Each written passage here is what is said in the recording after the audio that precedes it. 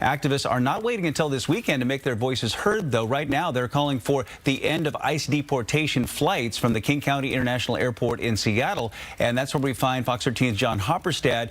John, what's going on there? Well, Bill, we got a pretty large group here right outside the King County Airport here, as you see, and they're doing a remembrance, obviously, on this day of the Japanese Americans who were interned back in 1942. But it's also about protecting civil liberties, they say, of people living in this country right now, and it's just getting underway. As you can hear me, they're getting up on the mic there, but that is why they're calling for an end to the deportation flights from this airport, as well as the closure of the Northwest Deportation Center. La Resistencia says there has been a lack of transparency here at the airport around deportation flights, saying ICE is working around an executive order from King County that would give clarity to these flights. It says they're using dummy call signs and unlisted tail numbers to fly people out of here on deportation flights. So speakers here, and they're just beginning, they're going to draw a direct line between the forced removal and incarceration of Japanese Americans during World War II and today's system of immigrant detention and deportation. But let's take a listen as they're just getting underway here. Alone when she was 15.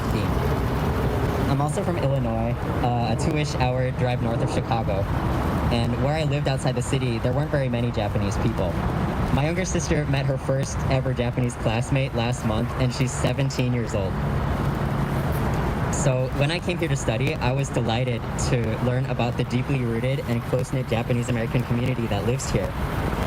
And despite my different history than most Japanese Americans here, when I joined Student for Solidarity, I was welcomed with open arms, and I have been met with nothing but understanding and kindness, not only from Student for Solidarity, but other Japanese Americans and my community at the university.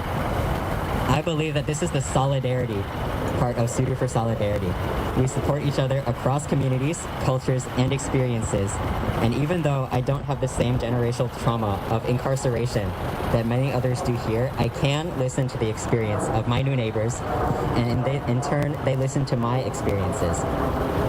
Difference like these should not turn away anybody to help. It's always good and honestly mandatory practice to listen to and learn from those you want to support. I moved here when my hometown was first being swarmed by ICE when Trump sent hundreds of ICE agents to the Naval Station Great Lakes in North Chicago. And while I felt guilty about leaving, I knew that my community would fight. I come from an incredibly strong town, from a line of incredibly strong Japanese women. Activism runs in the family and surrounded me in my hometown. And when I joined Student for Solidarity because I wanted to help in this era of ICE, I also wanted to learn about the Japanese American community here. And while at first I was intimidated, I was welcomed more warmly than I could have ever imagined, and I've been supported ever since. Day of Remembrance is a day to commemorate the incarceration of Japanese American County Airport, again honoring those Japanese Americans who were incarcerated back during World War II, but also calling for the civil liberties to be honored of people living here now, calling for the end of the detention center here and the end of the deportation flights out of this airport. Guys, we'll send it back to you.